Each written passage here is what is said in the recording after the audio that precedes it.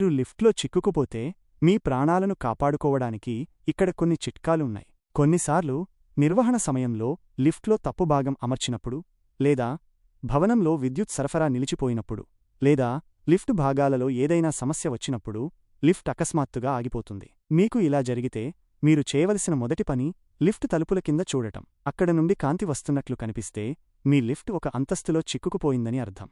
ముందుగా మీరు ఏమి చేయకూడదో తెలుసుకోండి. ముందుగా మీ శక్తితో లిఫ్ట్ తలుపులు తెరిచి బయటపడటానికి ప్రయత్నించవద్దు. ఎందుకంటే మీరు అలా చేయడానికి ప్రయత్నిస్తున్నప్పుడు లిఫ్ట్ మళ్లీ కదలడం ప్రారంభించి మీరు మధ్యలో చిక్కుకుపోయే అవకాశముంది. లిఫ్ట్ పైభాగంలో బయటపడటానికి ఒక మార్గం ఉంటుంది, కానీ మీరు అక్కడ నుండి బయటపడటానికి ప్రయత్నిస్తే మీకు విద్యుత్ షాక్ తగిలి ప్రాణాలు కోల్పోయే అవకాశముంది. మీరు ఏమి చేయాలి?